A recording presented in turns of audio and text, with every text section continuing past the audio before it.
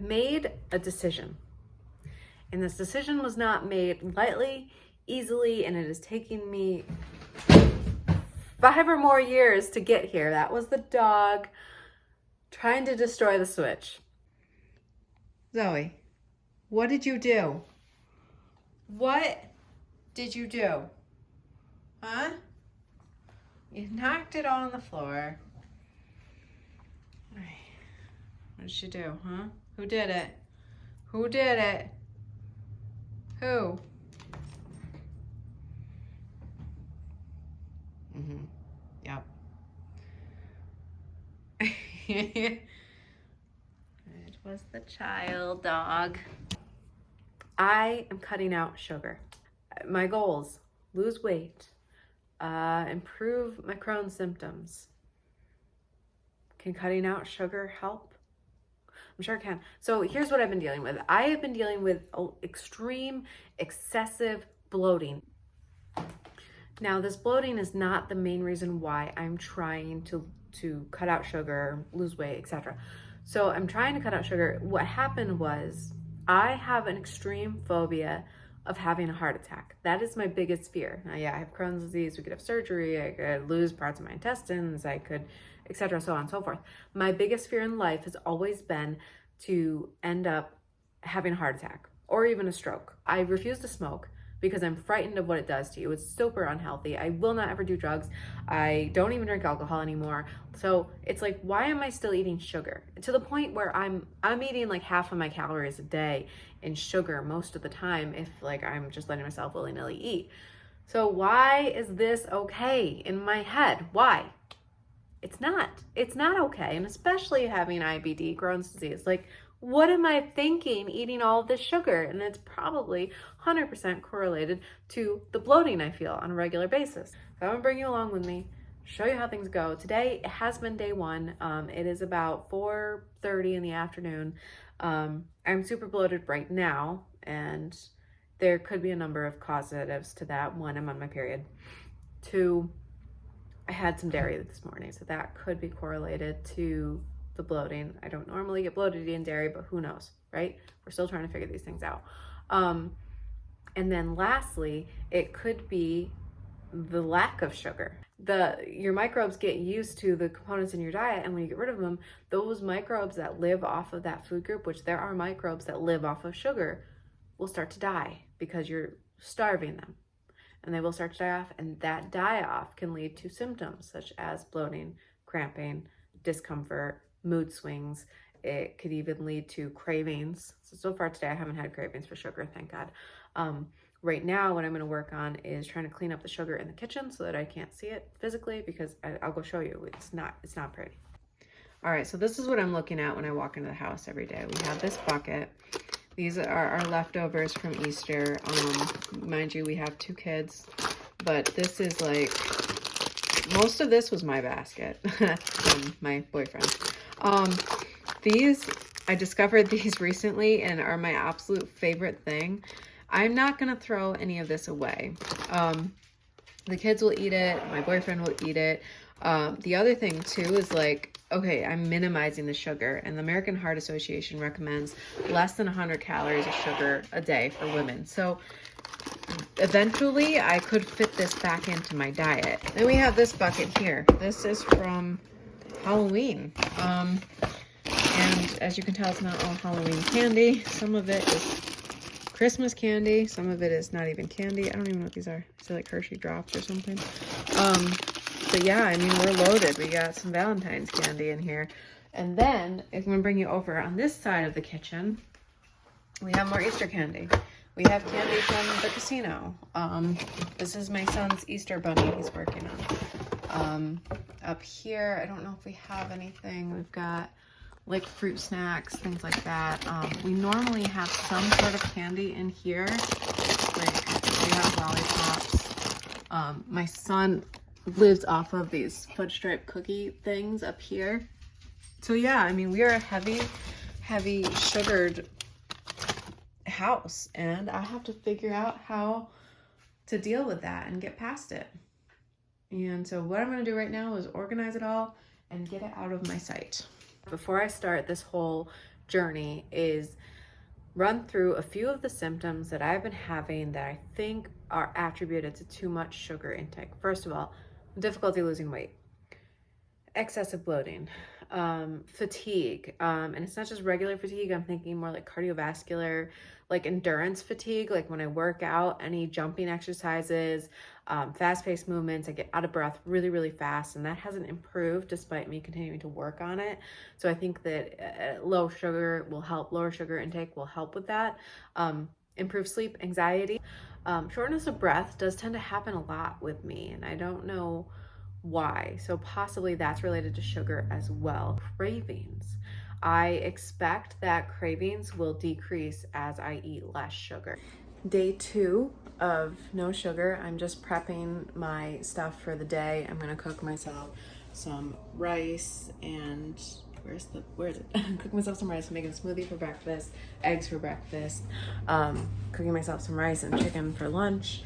And I have Laura bars at work. I'm not sure if I'm gonna need a morning snack with eggs and a smoothie. I should be okay. Yeah, so last night I got really fatigued, like exhausted at like 6, like as if it was time for bed. So I don't know what that was all about, and if it was related to the lack of sugar or if it was just because I'm on my period. I don't know, but it was very strange. So it could just be my body is used to the heightened energy of sweetness all day long, and I wasn't giving it to it, and so I was just feeling tired. Welcome to day 3 of very little added sugar. I've been doing great so far. Right now I'm off to go get my coffee and go to work. I wanted to do a quick little update. I have not had any cravings at all. I have no desire to have sugar, which is great, which could be a couple of things. Either I'm still very new into this no sugar thing and on the hype of doing it, but the other thing too is I'm just really hitting home on the fact of the health aspects of it. Like I just really want to be healthier and feel healthier, and 3 days in, not even full 3 days in, I feel healthier already. Like I really do feel like this is helping. I feel like I'm breathing easier. I definitely feel thinner, which could be just the decrease of water retention from not eating so much sugar, but I definitely already feel like a slimming effect of it, which is just giving me more energy. Bloating has not improved yet, but it could be any number of things, and also I do believe I'm still metabolizing sugar that I ate a few days ago. But ultimately, yeah, this is feeling really good so far. And also last night I did have some of that fatigue again, where I just felt tired. I do want to pop in here some detailed information about sugar and how it affects the heart and heart health, and also I wanted to talk about inflammation too. Just a quick breakdown. Inflammatory bowel disease is an autoimmune disorder, meaning that the immune system is not functioning properly, thus resulting in gastrointestinal inflammation, and your immune systems are essentially attacking your gastrointestinal cells. When you have inflammatory bowel disease and it's active, you have increased levels of pro-inflammatory cytokines circulating, and as I listed here, interleukin 1, 2, 6, 8, 12, TNF alpha, and IFN gamma. Well, elevated sugar consumption has been linked with increased TNF alpha and interleukin 6. So if you already have those increased when you have Crohn's disease, and then you're eating sugar, you're increasing them even further, and you're working against your biologic medicine and what that's trying to do to decrease the inflammation and any other steroid you might be on, like prednisone. And sugar consumption also increases visceral fat, which is already elevated in people with Crohn's disease, and visceral fat itself produces inflammatory cytokines also. And then with sugar and heart health, there's two types of cholesterol that you've probably already heard of. You have HDL and LDL. And you may already know HDL is the quote-unquote good cholesterol, LDL is the bad cholesterol. There is also 2 different types of bad cholesterol. So you have LDL and VLDL. So your LDL cholesterol is kind of bigger, it's bouncier, kind of just flows arteries. And then VLDL is smaller, it's stickier, and what happens is you have sugar and increases your VLDL and your oxidized LDL. When you have oxidized LDL in your system, it kind of goes through and tears at your arteries and veins, creating little cuts and nicks, and your VLDL after you get like a tear, your immune cells, you get macrophages come in and they try to repair that tear. Your VLDLs floating around, if you have a lot of them, will tend to stick to those areas, which leads to the formation of plaques. And plaque buildup can lead to a clot that leads to heart attack or stroke. Also, with that, excess fructose consumption, not fruit, but like high fructose corn syrup, leads to non-alcoholic fatty liver disease, which, if you have Crohn's disease, you already have an increased risk of non-alcoholic fatty liver disease. And non-alcoholic fatty liver disease increases your risk for heart disease even more so than just smoking. So it is a very serious thing. And when you have Crohn's disease and inflammation, you're already at increased risk of heart disease. So increasing your sugar intake or having high sugar intake increases your risk of dying of heart attack, and it makes your Crohn's disease worse, essentially. I'm about midway through day 3 of no added processed sugars, or very little added processed sugars. I've definitely stuck to under 100 calories of sugar a day, probably hitting around 50 calories from added sugar a day at this point. I don't know the last time I've gone this long without added sugar. I honestly don't know if I ever have. But I'm starting to feel like the energy coming back. Like I feel higher energy. I feel like I'm focusing, things are more clear, I'm understanding, and I feel very productive. Slightly bloated, but one thing I've noticed is I've been eating or chewing on sugar-free gum at work, so it's possible that the sugar alcohols aren't sitting well with my system. So I'm gonna cut that out, see how that goes next week. Today's Friday, so it'd have to be next week when I try it again at work. Because I do notice I'm not bloated as much at home, and I don't chew gum at home. Let's take these Cheerios, for example.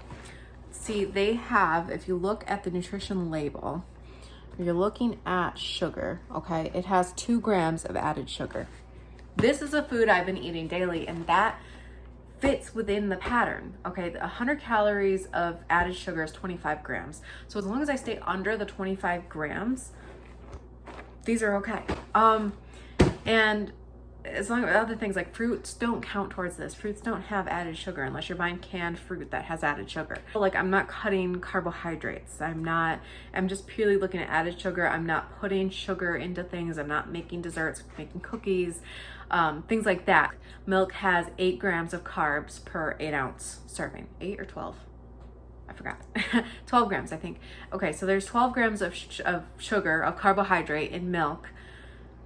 That's naturally occurring. That comes straight out of the cow. There are 12 grams of carbohydrates in that milk straight from the cow.